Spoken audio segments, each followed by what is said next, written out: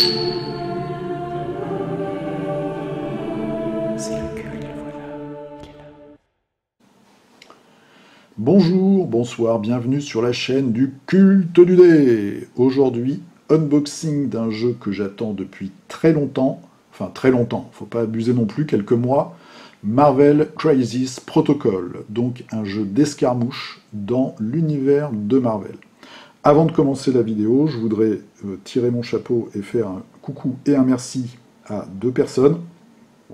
Julien, Monsieur Julien, qui m'a fait le générique que vous venez de voir, qui est sensationnel, on peut le dire, hein, je crois, sans excès, qui a fait aussi la nouvelle vignette de la chaîne, et puis aussi un merci à Gravaillon, qui avait fait la précédente vignette, qui m'a suivi pendant plusieurs années, donc je vous remercie vraiment tous les deux.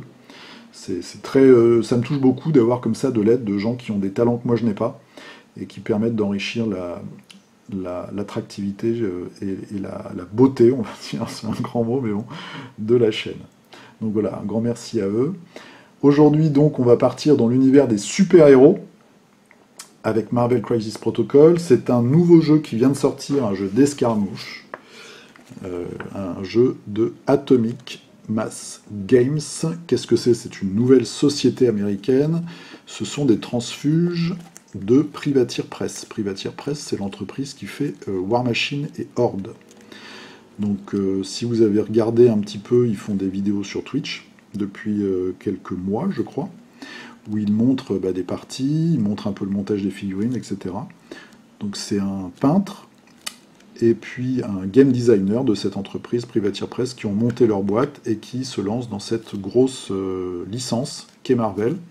Ils sont épaulés là-dedans par Asmodée, c'est un partenariat puisque c'est Asmodée qui fait la distribution mais qui fait aussi la production des figurines. Et d'ailleurs, ils ont été présentés en avant-première pendant la conférence, la dernière conférence d'Asmodée. Donc je pense que les deux entreprises sont vraiment très très liées. Voilà, alors qu'est-ce qu'on a dans la boîte? Dans la boîte, on va avoir 10 figurines de super-héros. On va avoir les décors que j'ai montés, donc je vous montrerai tout à l'heure. Et puis un certain nombre de cartes, de tokens, etc. que je vous montre maintenant. Déjà, on a un livret. Alors, c'est pas le livret de règles. Le livret de règles, maintenant, il est à télécharger sur le net, comme dans plusieurs jeux.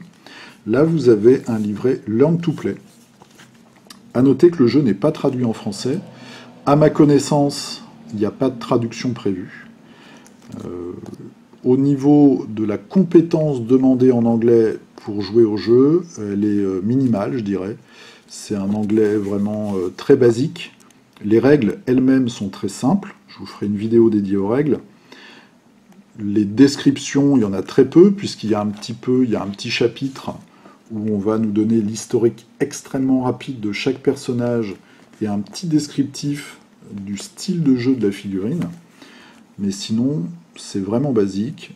On va jouer avec des cartes de perso que je vais vous montrer où il y a toutes les informations dessus.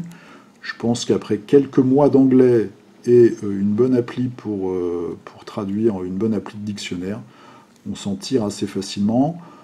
Il y a sûrement des fans qui vont faire une trad, en tout cas peut-être des règles simplifiées. Franchement, ça casse pas trois pattes à un canard. Qu'est-ce qu'on a dans ce livret? On va avoir tout ce qu'il faut pour appréhender le jeu et pour se lancer sur ses premières parties. Donc vous avez les règles.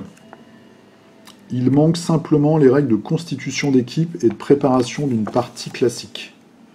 Puisque dans ce livret-là, vous allez avoir une partie déjà mise en place. Je vais vous montrer ça tout de suite. Voilà. Vous avez une partie, en fait, où vous avez déjà la constitution des équipes. Donc, à noter que dans ces règles-là, vous pouvez mélanger les vilains et les héros. Moi, je trouve ça un peu bizarre. Mais en même temps, ils sont obligés, puisque si on veut avoir de la variété dans les parties avec la boîte de base, puisqu'il y a 5 vilains et 5 héros, eh ben, on est obligé de pouvoir les mélanger. Sinon, on aurait toujours les deux mêmes équipes qui vont s'affronter. Donc là, vous avez les deux équipes qui sont mises en place. Vous avez le décor qui est déjà mis en place sur ce diagramme. Ils ont placé les objectifs, ils ont choisi les missions, et ils ont aussi choisi les mains de cartes, puisqu'on va voir qu'il y a une main de cartes comme dans Aristeia, pour les deux joueurs. Donc voilà, règles simplifiées, mise en place de la première partie, c'est très bien fait, franchement c'est très agréable à lire, c'est aéré, les règles sont simples, hein, donc ça va très vite. il y a 3 conditions, donc je vais vous dire, il y a saignement, immobilisation, enfin entravé, et une 3e que j'ai déjà oubliée. Donc il y a stun, voilà, étourdi. Et à la fin, vous avez tous les diagrammes de montage des figurines et des décors. Donc ça, je vais y revenir à la fin parce que je pense que c'est un des éléments assez clivants du jeu. Voilà. Hop, les personnages, on va regarder ça tout à l'heure. Et puis les décors, les petites voitures, le kiosque à journaux, etc. Et à la fin, donc la page arrière du livret, vous avez un peu comme une fiche de référence avec ce qui se passe pendant un round et puis une traduction des icônes. Ça, c'est donc le livret Learn to Play. Ensuite, vous avez des cartes. Donc les cartes, les voici. Hop là. Vous avez les cartes de mission, puisque très simplement, donc il y en a 6, 3 rouges et 3 bleus. Au début d'une partie classique, en fait, on va voir les cartes de mission qu'on possède. Le premier joueur va en tirer 2 au hasard et va en choisir une. Et le deuxième joueur, avec les cartes bleues, pareil, il va en tirer 2, il va en choisir une. Ce qui fait que pendant la partie, vous allez avoir 2 objectifs. Un peu comme dans Malifaux, où il y a plusieurs objectifs en parallèle. Sauf que là, les 2 missions, elles vont être communes aux 2 joueurs. Ensuite, vous allez avoir des petites cartes comme ça, des petits diagrammes qui sont reliés aux différentes missions et qui vont vous montrer où placer les objectifs. Voilà. Donc d'habitude, c'est écrit. Là, c'est un petit truc graphique, donc c'est encore plus simple pour les gens qui ne parlent pas anglais. 2 cartes de constitution d'équipe, on va dire, puisqu'on va avoir les Vengeurs et la Cabale. C'est assez important parce que vous avez 2 persos, donc Red Skull, le crâne rouge, et Captain America, qui ont des pouvoirs de leadership.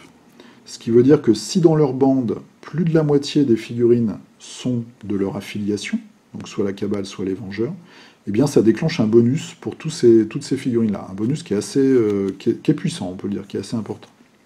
Donc là, on a les petites cartes, et on peut voir déjà des figurines qui ne sont pas encore sorties. Par exemple, on a Killmonger, donc c'est l'ennemi de la Panthère Noire, Loki, MODOK, et de l'autre côté, on a quoi? On a Black Panther, Thor et Vision, voilà, qui sont des filles qui ont été déjà montrées, mais qui ne sont pas encore commercialisées. Et enfin, on a un paquet de cartes comme ceci, qui va constituer la main de chaque joueur. Chaque joueur aura donc un certain nombre de cartes, et ces cartes-là vont vous permettre de faire quelque chose d'exceptionnel une fois dans la partie. Donc il y en a qui sont assez marrantes. Par exemple celle-ci, Ricochet Blast, c'est carrément un team-up entre Iron Man et Captain America. C'est vraiment ça le pouvoir. C'est qu'il faut avoir les 2 personnages dans son équipe, et en fait ils vont interagir ensemble pour avoir une nouvelle attaque. Et puis après vous allez avoir des bonus, alors ça peut être des bonus de déplacement, ça peut être du soin, ça peut être des bonus où on va relancer des dégâts, où on va protéger un allié en s'interposant. Il y a même une carte qui est celle-ci, oui c'est celle-ci, The Age of Ultron, où Ultron peut revenir carrément à la vie, même s'il est détruit. Bon, ça coûte des points de pouvoir, mais voilà. Donc il y a tout un tas de cartes comme ça, qui vont amener un petit peu de stratégie dans la partie. Bien entendu, ce type de cartes, donc les cartes de main, les cartes d'équipe et les cartes de mission, c'est des choses qu'on va avoir aussi dans les boîtes additionnelles. Moi j'ai déjà la boîte de Hulk et de MODOK, bah, évidemment il y en a dedans. Pour finir sur le papier, vous avez les cartes de personnages. Donc on a les 10 personnages, Captain Marvel, Iron Man, Black Widow, Dr. Octopus, Baron Zemo avec son vrai costume, Crossbones, Captain America, Red Skull, Spider-Man, Ultron, et ceux-là je ne vous les montre pas, c'est les 2 boîtes en plus. C'est très simple, comme je vous ai dit tout à l'heure, on va avoir les caractéristiques, c'est des icônes, on va avoir les pouvoirs de base, et puis on va avoir les super pouvoirs et les capacités. C'est très très simple, il faut vraiment pas un niveau d'anglais de ouf, hein. Ça parle toujours d'attaque, de dégâts, de défense, de jet de dés, donc franchement c'est pas compliqué. Le petit twist, c'est qu'en fait, vos héros par exemple, je prends celle-ci, Captain Marvel, elle a 6 points de vie, quand elle arrive à 0, elle n'est pas retirée du jeu, elle est stun pendant le tour, mais après elle revient au tour d'après, et de nouveau elle a 6 points de vie. Donc chaque personnage a un recto et un verso, Et puis derrière, il est un petit peu abîmé. Voilà. Et certains ont des pouvoirs qui changent, mais au final, très peu. Ensuite, nous avons tout ce qui est jetons. Donc j'ai dépunché mes 2 grosses planches de jetons. Vous avez les jetons de pouvoir, les jetons de blessure, les objectifs, les civils, il y a tout un tas de jetons. Vous voyez, il y a un gros sac. C'est du carton très épais, donc c'est vraiment de la bonne qualité. Je peux vous montrer ça sur le petit plateau de points de victoire et de round. Voilà, c'est quand même assez épais. Voilà. C'est résistant. Donc ça, c'est tout ce qui était la partie carton-papier. Ensuite, nous avons les dés. Alors, c'est des dés propriétaires. Donc c'est des dés de 8 avec des symboles un petit peu ésotériques dessus. On en a 10. D'après moi, c'est suffisant. Évidemment, comme toujours, ils nous vendent des paquets de dés en plus. Qu'est-ce qu'on a dessus? On va avoir des touches. On va avoir des coups critiques. On va avoir des défenses, des échecs, des faces vierges, et puis des faces qui vont déclencher un effet. Donc il y a un seul type de dés dans ce jeu. On va jouer, que ce soit l'attaque, la défense, les pouvoirs, tout va se jouer avec ce seul type de dés. Donc c'est assez pratique. J'ai pas encore fait de partie. J'ai regardé des vidéos. Donc au niveau des probabilités, je peux pas trop me prononcer.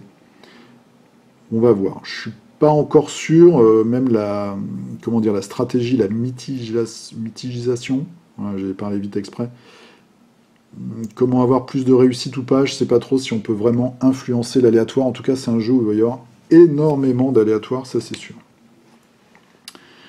Avant d'attaquer les figurines, nous avons les petites réglettes.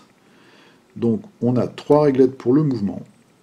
Chaque personnage a une caractéristique de mouvement, c'est une lettre. Donc c'est soit small, c'est cette réglette-là, on voit qu'il y a un petit bonhomme qui court, toc, articulé.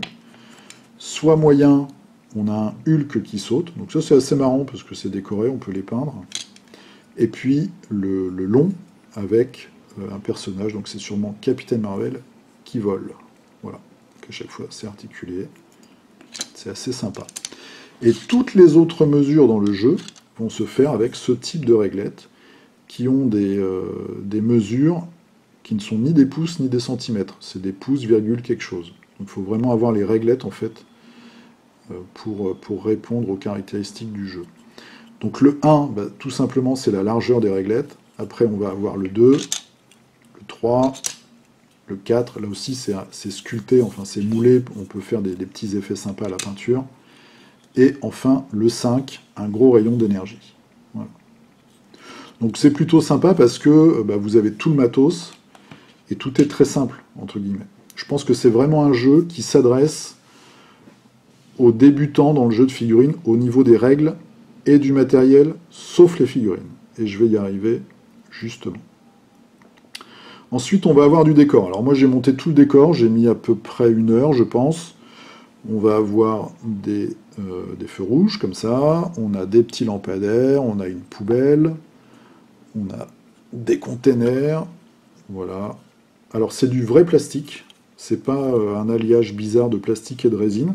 C'est du plastique, donc moi, je colle ça avec ça. Voilà. Plastic glue. Et ça colle parfaitement. Hein. Vous en mettez un tout petit peu, vous attendez 5 secondes et c'est collé. Donc ça, c'est très pratique. C'est du plastique très très dur. Du coup, facile à ébarder, à poncer, à racler avec son exalto. C'est très simple. Donc voilà, les containers, on a 2 voitures. Alors, il y a des petites options. On peut mettre des petits trucs taxi. Moi, je ne les ai pas mis.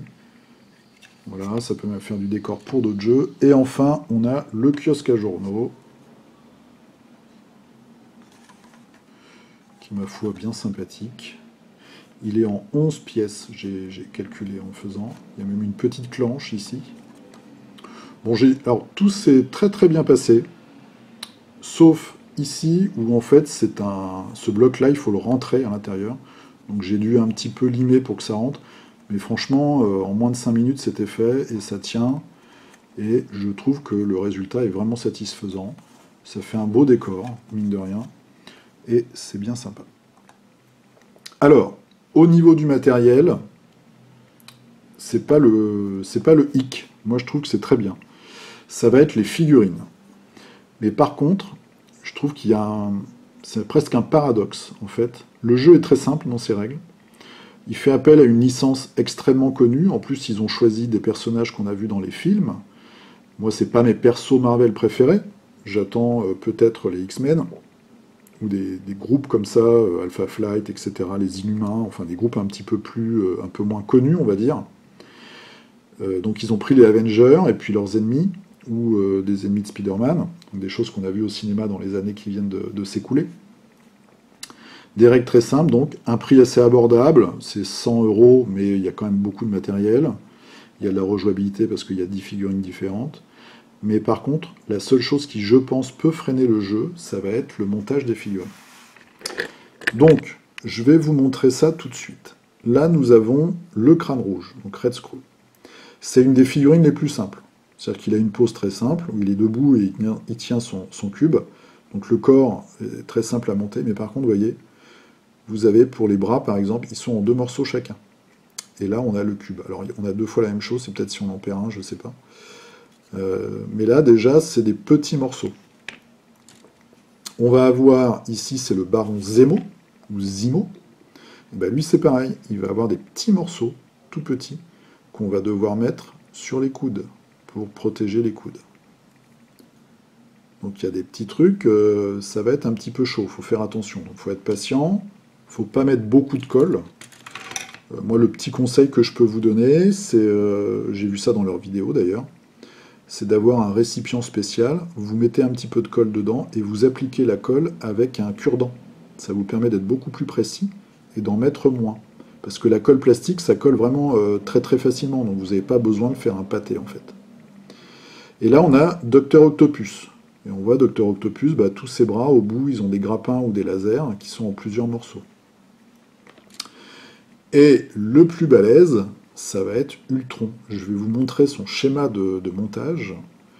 Donc ça, c'est Ultron. Il est un peu plus grand que les autres, hein, parce qu'en fait, on a les socles aussi, qui sont déjà texturés, ça c'est sympa. Et il y a 2 tailles de socles, parce que Octopus et Ultron, en fait, ont des socles plus grands que les autres. Donc Ultron, voilà sa grappe. Et je vais vous montrer maintenant son schéma de montage. Alors, si vous avez monté et surtout démonté et remonté des meubles Ikea, vous allez vite comprendre. Ultron, hop là. On va commencer par le buste. Le buste, il est là. Bon, ça n'a pas l'air de poser trop de problèmes. On arrive au bras, il y a 3 morceaux. L'avant-bras, le biceps et l'épaulette. Pour chacun des 2 bras. Déjà, ça c'est un petit peu... Parce que c'est petit, hein, ce morceau-là. Et là où je me dis que c'est inutile, je ne sais pas, hein, s'ils l'ont fait, c'est qu'il y a sûrement une raison au niveau de la production. La tête, il y a 2 parties.